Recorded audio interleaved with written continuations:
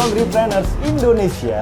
Saya Apik Primadia hadir kembali di channel ini. Kita masih ada di Papua. Kali ini bersama Ketua Asosiasi Laundry Indonesia DPD Papua yang pasti punya bisnis laundry dan turunannya.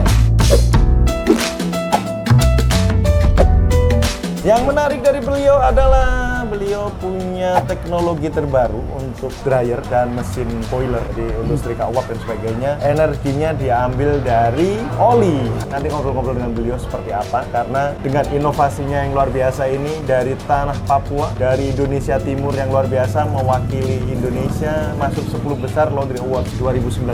Siapa lagi kalau bukan Kakak Nowo? Ya. Apa kabar Kakak Nowo? Baik, Kakak Ketum.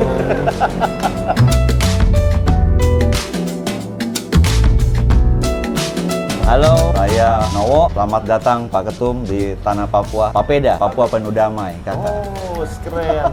Wow, penuh damai. Papeda, siap. Papeda. Nama laundry, Kajaya Laundry, berdiri sejak tahun 2006. Juga punya bisnis turunan, yaitu perlengkapan alat-alat laundry. Berawal dari kebutuhan sendiri, kita ini jauh jadi nyetok. Akhirnya karena mulai bermunculan laundry baru, akhirnya jadi bisnis begitu juga. Sekalian jualan. Tokonya Papua Laundry Mart, terletak di Kabupaten Jayapura, Sentani Kota. Oh, di Sentani. Iya. Siap, ternyata ini yang pemilik Kajaya Laundry.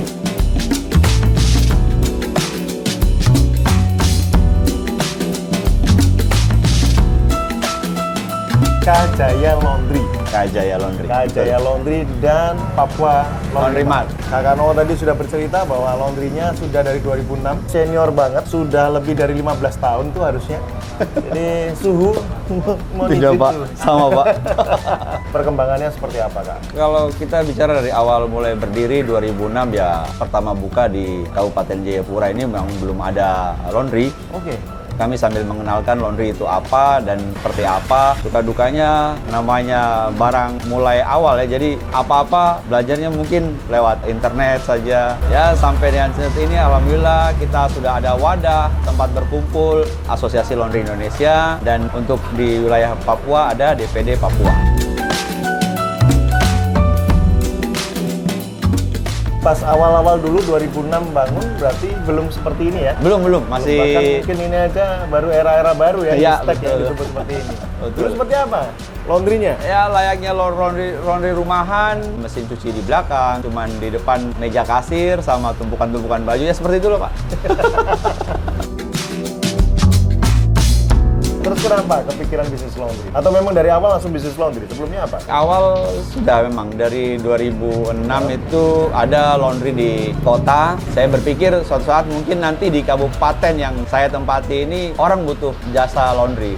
Dari situlah mulai kepikiran, saya harus coba jalan pertama. Nah pas di kota, di laundrynya siapa itu? Namanya Alpha Laundry. Alpha Laundry. Alpha Laundry. Okay. Kebetulan ada teman di situ yang bekerja, sempat lihat, oh begini, jadi okay. terinspirasi dari situ lah. Terinspirasi dari teman Ya. buka di kota, di Jayapura ya. Ya. Terus bikin laundry di Sentani. Di Sentani. Nggak jauh dari bandara. Nah, harga jualnya sekarang berapa Kak Nowo? Kami di 15.000 per kilo rata-rata. Berapa hari selesai? One day service. One day service. One day service. Berarti sudah mulai banyak yang bisa 1 hari selesai. Iya. Pak Express ya. Iya, iya. Kalau 2 jam, 3 jam misalnya? 2 jam antara 25 sampai 35.000. Kalau di kami 35.000.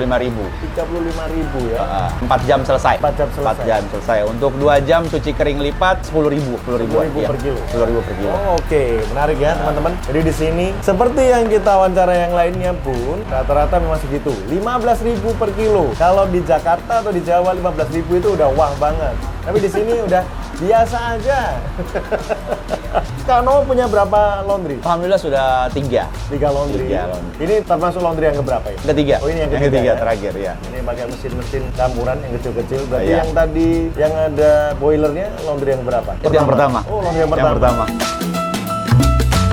Boleh nanya omsetnya? Rata-rata ya. Aham. 100 sampai 150 Pak, alhamdulillah. 100 sampai 150 Iya, iya, juta? iya. Satu laundry atau digabung semuanya? Digabung. Digabung semuanya Iya. bisa 150 Iya. juta. Nah rata-rata ini sewa? atau Sewa. Sewa ya. Iya, kontrak. Kayak gini sewa berapa? Variasi sih Pak, ada yang kami di 65, Oke. ini di 45. 5 ya. Iya. Ini daerahnya rame banget. Iya, betul. 5 juta. Iya. Di sini. 45 juta, omset 3 titik 100 sampai 150 juta. Semuanya luar biasa. pengen. Oke, nah ini kan kita dengerin cuan kan pasti wah enak ya dan sebagainya. Ya, tapi seperti yang saya sampaikan di video yang bersama Kak Ardi maupun yang bersama Bu Ati yang semua laundry, bahwa laundry di Papua ini tantangannya salah satunya adalah bahan baku ya, deterjen mahal, Betul. gas mahal, Gas. air ada beberapa titik yang susah, harus Ya. pakai air, bukan air tanah lagi, bukan air pump, tapi truk tangki Beli, misalnya, ya betul. Ada seperti beberapa itu. yang itu daerah kota tuh teman-teman ada yang beli air sampai beli air. Beli air ya. Kalau di sini nggak ya? Alhamdulillah tidak Pak. Alhamdulillah tidak. Dan yang berikutnya adalah masalah listrik. Jadi rata-rata laundry di Papua itu pasti ada gensetnya. Betul sekali. Itu sering ya? Iya, bicara masalah listrik di sini tidak pakai pemberitahuan kayak di Jawa Makassar Pak. Mau mati saja. Warga Papua ini kan macam-macam ya, heterogen ya. Ada yang asli Papua maupun ada yang Nusantara ya, katanya, Betul. dari beberapa wilayah. Nah biasanya ciri khasnya mereka kalau di laundry-laundry seperti ini, apakah mereka rewel atau mungkin ada kemauan khusus atau seperti apa? Tidak sih Pak, untuk pelanggan Papua ini enak. Asal kita sesuai dengan SOP dan tidak ada masalah, tidak rewel lah. Tidak ada treatment khusus gitu untuk warga-warga sini. Misalnya. Pendekatan mungkin ya, artinya kita di Papua juga kan terkenal dengan suaranya keras. Jadi kalau orang yang tidak tahu mungkin lagi marah-marah, padahal itu sebenarnya bisik-bisik gitu. Iya, kalau ngomong ada yang teriak-teriak saya juga takut ini beneran ini lagi berantem apa enggak? Ternyata enggak. Itu bisik-bisik, Gitu ya. Pak. Jadi emang kita harus tahu culture-nya ya. Iya. Ya. Tadi mungkin ada pertanyaan gimana sih karakter orang di sini, ya paling suaranya agak kenceng. Itu di Medan juga sama. Di Medan itu ya, Iya, ternyata beberapa baik daerah banget. kan begitu juga ya. Makanya kita harus paham karakter tiap wilayah beda-beda, cara treatmentnya juga beda. Tadi kita udah jalan-jalan ke laundry yang titik pertama. Tadi ada beberapa mesin, terus kita sampai jalan-jalan ke belakang. Itu kan ada mesin-mesin kayak untuk laundry hotel juga ya. Betul, Pak. Karena memang lagi nanganin hotel juga. Ya. Beberapa kemarin hotel, terus tempat juga dipercaya untuk menangani linen wisma atlet untuk pergelaran PON itu, Pak. Oke. Ya. Oh. Terus baju-baju atlet juga waktu pergelaran PON kami yang handle. Handle, ya. Ya. Dan teman-teman di komunitas di DPD Papua. Ih, keren gitu. Dapat jatah itu semuanya. Alhamdulillah semua dapat. Alhamdulillah semua dapat ya. Iya. Ya, inilah fungsinya berorganisasi, fungsinya berkomunitas. Kita bisa membawa organisasi ini menunjukkan ke level nasional. PON 20 yang di Papua, teman-teman asli. 2021. Ya. Ya. Kan XX kan 20 ya. PON yang ke-20. Iya, PON yang ke-20, ke-20, teman-teman dapat rezeki, dapat berkah untuk mengerjakan laundry hotel sampai kewalahan. Nambah mesin ya, nambah Ya, mesin kami sana. sampai prepare khusus 10 stek mesin Ih, keren. untuk menangani teman-teman atlet kemarin itu. Oke, belok sedikit dari sana kita melihat bahwa ini terkenal dengan inovasinya. Pakai oli, apa sih, buat apa dan sebagainya. Mungkin kita langsung minta penjelasan dari beliau gimana konsep itu tercipta, idenya dari mana dan sebagainya, sistemnya seperti apa. Boleh dijelaskan? Oke. Kak Nowo? Ya, apa? Jadinya kotor jadi bersih itu sudah. Kalau udah dibersih, menarik gitu. Jadi hal-hal yang harusnya dibuang ini malah dimanfaatkan. Nah, Betul. idenya awal dari mana ini Kak Nowo? Sebenarnya pertama sih dari keresahan saya ya melihat di tempat Sentani ini khususnya masih berceceran orang, apalagi di bengkel. Mungkin tidak semua bengkel sih, beberapa ada yang kalau kita ke dalam-dalam itu limbah oli kotor nih hanya dibuang begitu saja. Sebelumnya juga saya pernah mencoba untuk memanfaatkan oli kotor ini, cuman belum dapat settingan yang pas sehingga saya rasa juga kok repot sekali, berhitam ria lah. Sampai dengan titik tertentu dapat partner yang pas, kita bisa buat boiler yang cocok, terus dengan settingan api yang bagus ya hasilnya yang seperti Bapak lihat tadi. Iya, iya. Jenis apinya memang merah, bertenaga tapi tidak berasap. Nah itu. Kan Begitu ya. yang jadi kepikiran itu sebenarnya kan mungkin teman-teman juga banyak yang berpikir ya, ini kan oli bekas, kalau nggak diolah dengan baik itu kan bisa menjadi racun atau pencemaran polusi udara dan sebagainya. Tapi saya tadi ngelihat sendiri prosesnya seperti apa, Iya. nggak ada bau dan nggak ada kayak polusi-polusi yang kita bayangin itu nggak ada. Tapi memang nggak tahu teknologi apa yang dipakai itu. Sebenarnya sederhana sih, itu antara angin dan pembakaran sesuai, terus ketemu di tungku pembakaran itu aja sih kuncinya, Pak. Gitu ya. Iya. Akhirnya tapi kuat ya Kuat tenaganya. ya. Dan panasnya tuh untuk oli kotor sendiri itu bisa sampai 600 derajat, Pak. Oke. Ya. Jadi kalau olinya ini dipanasin atau gimana itu konsepnya? Tidak langsung. Jadi oli dingin begitu, dia ketemu dengan angin di tungku depannya itu Yes. udah jadi udah. Langsung jadi. Jadi. Api. Ya, jadi api. Nah, dari situ kita tinggal setel anginnya kan. Kebutuhannya sebesar apa begitu. Itu sudah siap dipakai. Sudah dipakai. Jadi Terus, sangat sederhana. sangat sederhana. Iya. Untuk pengembangan saat ini, ya kita ada beberapa pengembangan juga, beberapa treatment juga kita tambahkan sehingga api itu bisa menjadi biru, sebiru gas, kompor gas. gitu ya. Ya.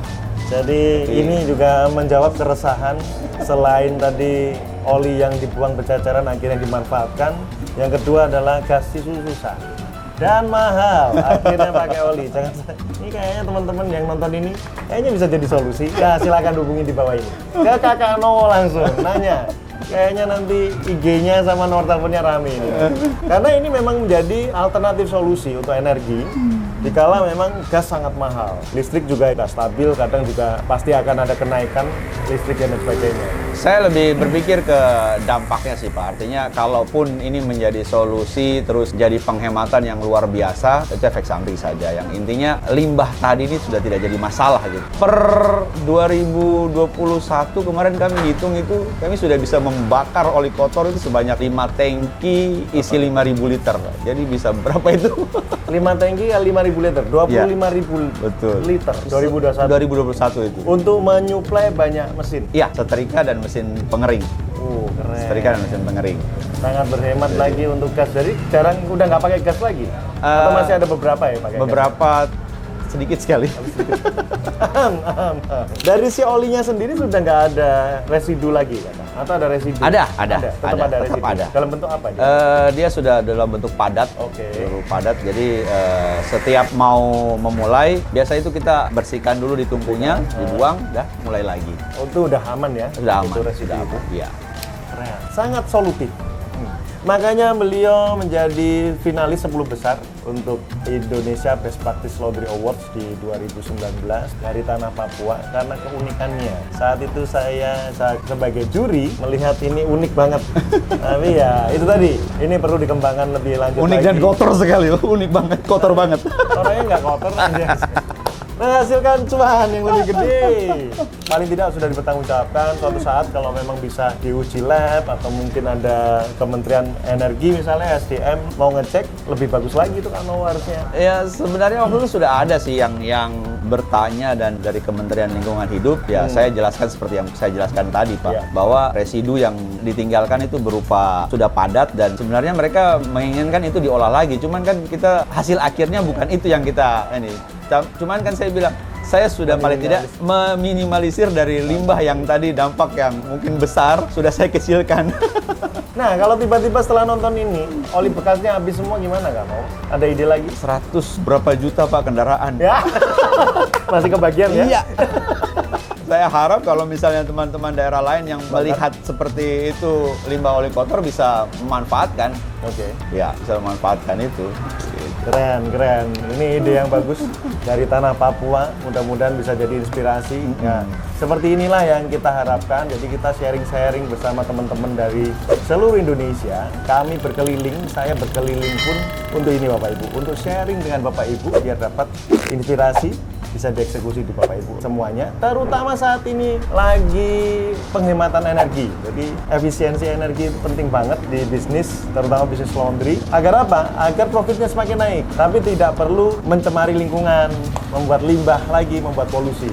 Itu solusinya. Tidak mengurangi kualitas juga Pak. dan tidak mengurangi kualitas dari hasil panas itu sendiri, entah untuk boiler industri KUAP maupun untuk dryer mesin pengering. Keren. Kita keren. surplus uap, Pak. Surplus uap. Ya, malah. surplus uap. Karena sifat pembakaran oli ini ya lagi-lagi bukan tanpa tantangan ya. Ada beberapa, salah satunya kelemahan kompor oli ini, dia tidak bisa dikecilkan secara instan. Jadi misalnya kita bakar uap berlebih ya, akhirnya harus kita kasih keluar kompor, ya udah biar nyala. keluar. Biar nyala, nanti kalau sudah ini kita masukin lagi. Oke, secara safety gimana itu alat yang tadi? Safety kalau untuk boiler saya menggunakan standar yang memang seharusnya ada di situ, ada safety valve dan sebagainya. Jadi untuk boiler insya Allah aman. Oke, dryer pun juga. Iya, untuk oli sendiri kan kalau misalnya oli dingin dia masih susah terbakar, Pak. Jadi kalau tidak diminta-minta ada apa ya, masih ada waktu untuk menyelesaikan terbakar apa ya, bisa. antisipasinya Bisa. itu. Jangan lupa ada apar ya bro. Iya, pasti Pak. Ada Siapkan, apar disiapkan, asuransikan, diasuransikan.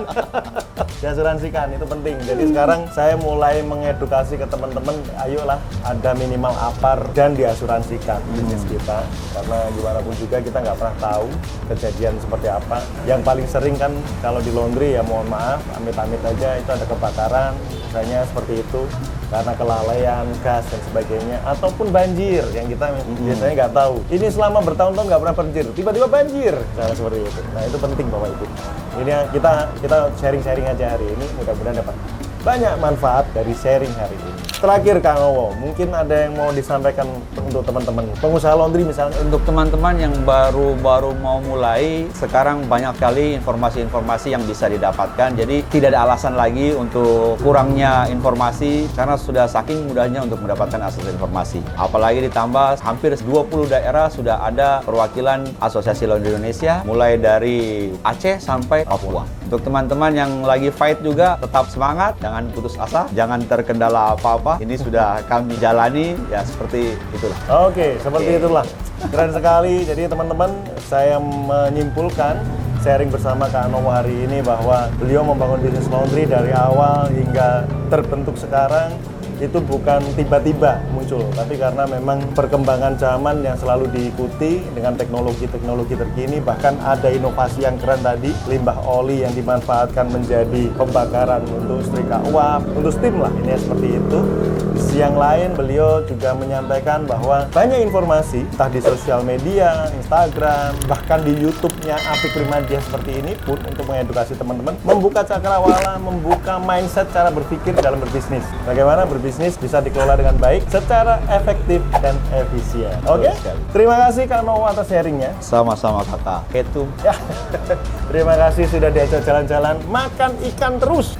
Kepala ikan, salam kepala ikan sama air putih hangat. Wah, ini keren ajaran beliau. Oke, terima kasih teman-teman yang sudah nonton dari awal hingga akhir. Semoga dapat banyak manfaat dan inspirasi dari jalan-jalan kita, roadshow kita di Papua. Saya Apik Primadia undur diri. Nowo. Sampai jumpa lagi. Terima kasih. Thank you.